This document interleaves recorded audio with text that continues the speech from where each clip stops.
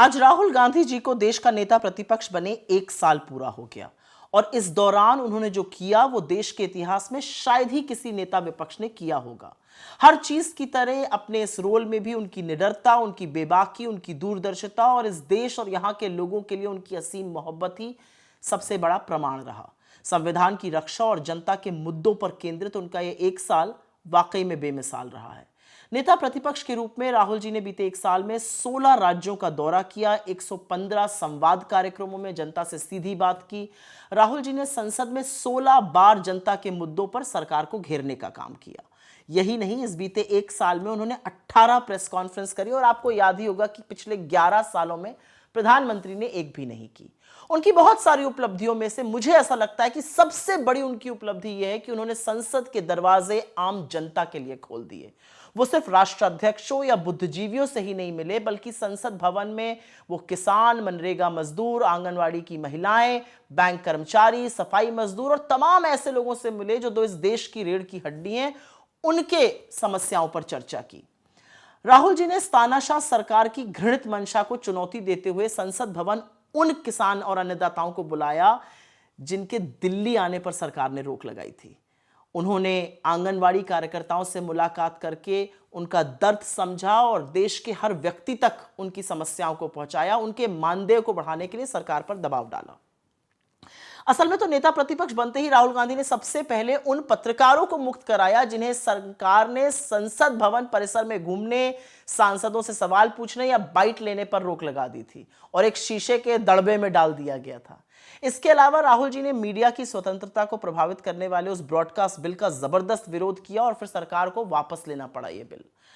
मुझे याद है उनका बजट भाषण ऐतिहासिक था, जहां पर उन्होंने कहा कि सरकार अगर अरबपतियों के फायदे के लिए बजट बनाना छोड़कर किसान, महिलाओं, हाशिए पर पड़े लोगों के लिए बजट बनाए, तब असल मायने में देश की अर्थव्यवस्था प्रगति करेगी। उनकी सक्रियता का यह नतीजा रहा कि इस जन विरोधी सरकार को जो लैटरल एंट्री नोटिफिकेशन था वो वापस लेना पड़ा, क्योंकि कहीं ना कहीं इस पर आरक्षण पे बहुत बड़ा हमला हो रहा था। जब राहुल जी जलते हुए मणिपुर पर सरकार की नाकामी को जनता की सबसे बड़ी अदालत में बेनकाब कर रहे थे, तब मजबूर होकर मोदी सरकार को वहां पर राष्ट्रपति शासन लगाना पड़ा।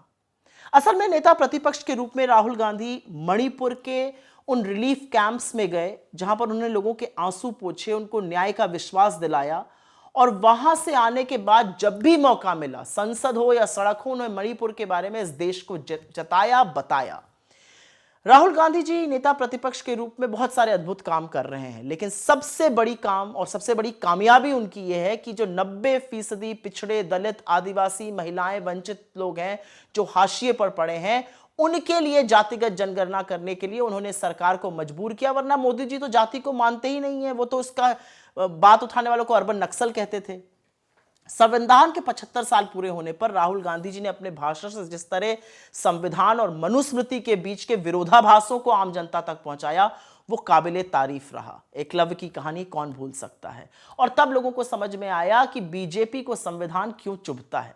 राहुल गांधी ने ओबीसी कर्मचारियों के प्रतिनिधि मंडल और बहुजन अर्थशास्त्रियों से मुलाकात की, जिससे कि ये सारे लोग मेन स्ट्रीम में आकर कंट्रीब्यूट कर सकें। राहुल जी विश्वविद्यालयों, यूनिवर्सिटीज, कॉलेजेस में न्यायपूर्ण शिक्षा व्यवस्था के लिए लगातार प्रयासरत हैं। इसके लिए उन्होंने कांग्रेस शासित प्रदेश, चाहे कर्नाटका हो, तेलंगाना हो, हिमाचल हो, वहां के मुख्यमंत्रियों को पत्र लिखकर रोहित वेमुला एक्ट लागू करने का आग्रह किया।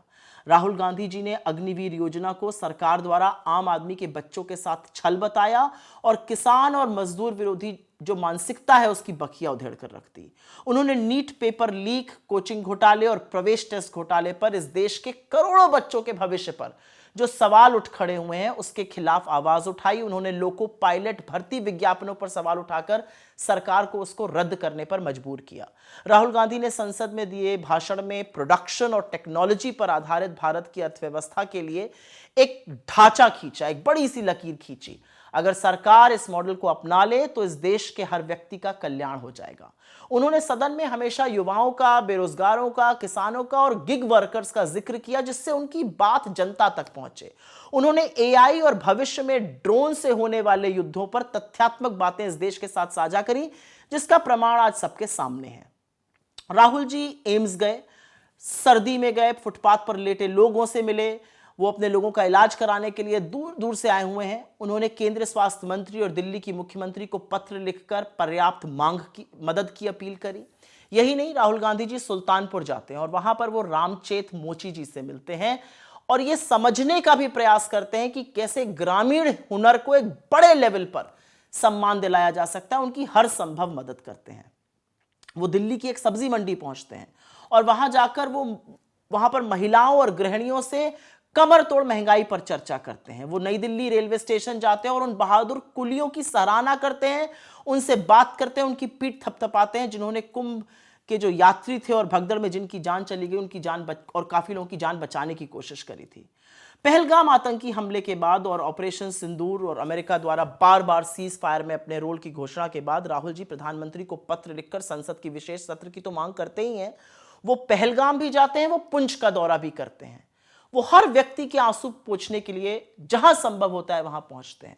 राहुल गांधी जी ने 2020 में गैंगरेप का शिकार हुई हाथरस की उस बेटी के परिवार से मिलकर उनको हर संभव सहायता देने का भी वादा किया है।